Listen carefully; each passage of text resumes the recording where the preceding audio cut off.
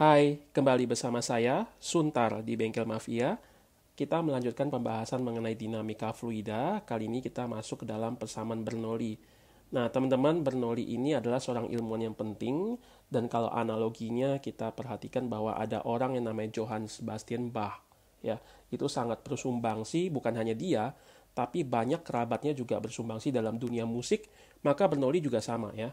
Jadi keluarganya itu banyak yang bersumbangsi dalam dunia keilmuan. Nah, Bernoulli ini dia seorang matematikawan, fisikawan, dan kali ini kita akan membahas satu persamaan yang penting khususnya dalam dinamika fluida ini. Nah, untuk menurunkan persamaan ini, kita coba bandingkan ya. Saya pakai ilustrasi gambar yang pertama dengan gambar yang kedua supaya kita bisa lebih memahaminya. Nah, perhatikan teman-teman bahwa ini cairan ini akan terus mengalir ya. Jadi waktu saya cuma menggambar cairan di sini, bukan berarti ini hanya ada potongan air yang sekian saja, tetapi air ini akan terus mengalir. Tetapi ini kan untuk membahas potongan cairan yang sedang bergerak. Maka saya di sini memberikan warna hijau.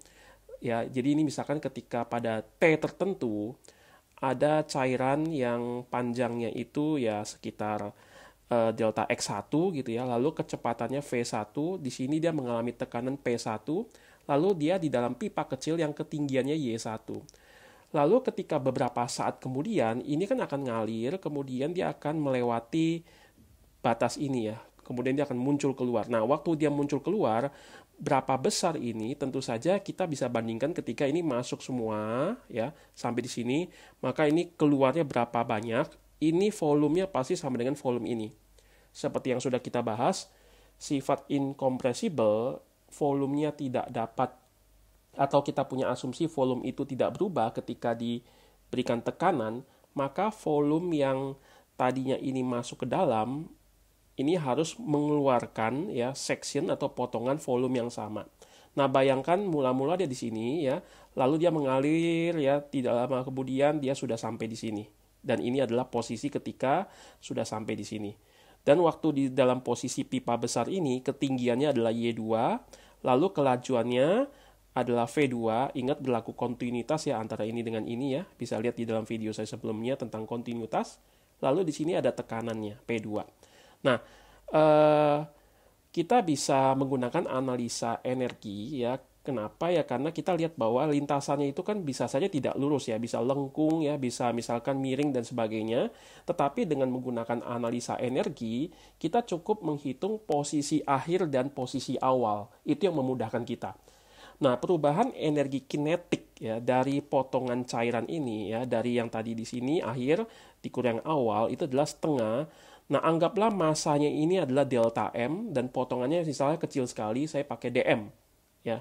Delta M yang kecil sekali dm, ini kelajuan di sini V2 kuadrat dikurang waktu di sini dia V1 kuadrat. Lalu selain itu kalau kita perhatikan ketika dari posisi pipa kecil ini lalu dia mengalir ke posisi pipa besar, ada perubahan ketinggian kan dari Y1 ke Y2. Berarti dalam hal itu ada usaha.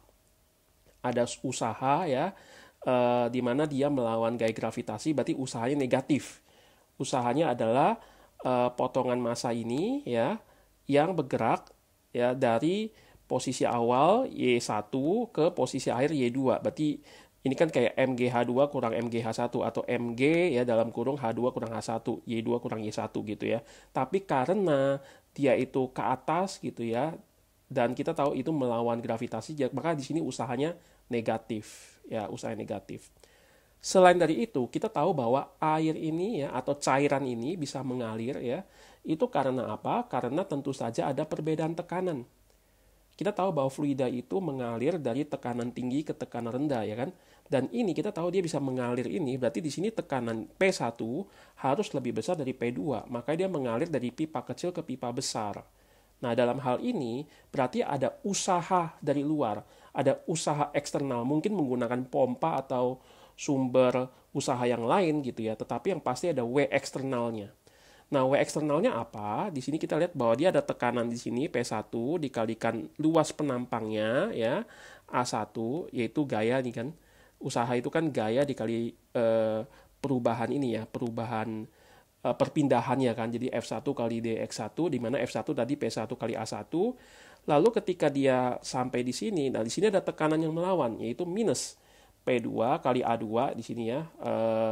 Gaya di sini itu P2 kali A2 dikali, nah di sini penambahan atau perpindahannya itu atau pergerakannya adalah delta X2 atau saya gunakan dx2.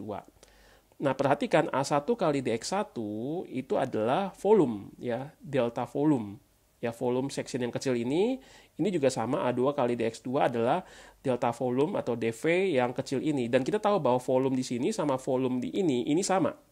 Ya, karena ingat tadi ya, bahwa incompressible ya, jadi itu menunjukkan bahwa ketika kita berikan tekanan, volumenya itu kita asumsikan tidak berubah. Nah, dalam hal ini U eksternalnya kita dapat dV-nya bisa kita keluarkan, faktorkan keluar menjadi seperti ini. Maka kita dapat 3 hubungan ini ya.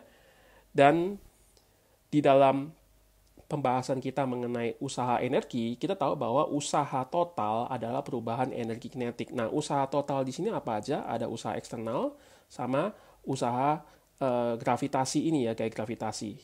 Oke, sekarang saya pindah ke halaman selanjutnya, kita lanjutkan. Ini saya tuliskan ulang semuanya, saya substitusikan ya semua yang sudah kita dapatkan. Nah, teman-teman perhatikan di sini ya, lalu saya akan coba bagi semuanya dengan dV. Jadi ini saya bagi dengan dV, jadi P1 kurang P2 saja. Ini saya bagi dengan dV menjadi dm per dV ya, G Y2 kurang Y1. Ini saya bagi dengan dV, jadi dm per dV ya, kali V2 kuadrat dikurang setengah kali dm dibagi dV ya, kali V1 kuadrat.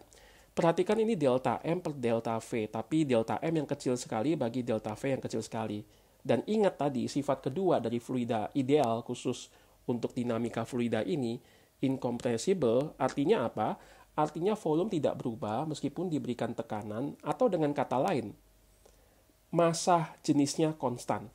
Berarti ini adalah massa jenis ya, yang nilainya adalah konstanta. Maka saya ganti dengan rho ya, rho ini adalah angka ya, suatu angka. Lalu kemudian ini juga rho ya. Perhatikan bahwa ini saya kalikan masuk ya. Jadi ini rho GY2 minus, oke. Lalu minus kalikan minus jadi plus rho GY1.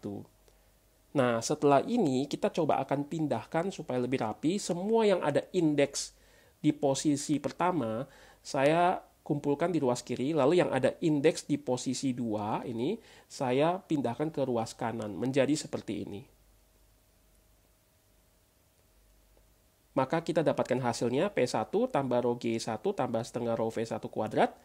Ini yang berlaku di pipa yang pertama ya, pipa kecil, sama dengan P2 tambah rho G2 tambah setengah rho V2 kuadrat. P ini adalah tekanan, rho ini massa jenis, Y ini adalah posisi pipa terhadap acuan ya, V ini adalah kelajuan arus di dalam pipa tersebut. Artinya kalau kita perhatikan ya, bahwa P tambah rho GY tambah setengah rho V kuadrat ini nilai konstan. Ya, di titik manapun. Mau di pipa kecil, P tambah rho GY tambah setengah rho V kuadrat akan sama dengan P tambah rho GY tambah setengah rho V kuadrat di pipa besar ya. Jadi nilai P tambah rho GY tambah setengah rho V kuadrat ini nilai konstan. Ini adalah persamaan Bernoulli. Jadi ini adalah persamaan umum yang penting ketika kita mau menganalisa kasus fluida yang dinamis. Untuk contoh-contoh kasusnya, saya akan lanjutkan di video saya selanjutnya. Tetap tonton video di Bengkel Mafia. Salam semangat!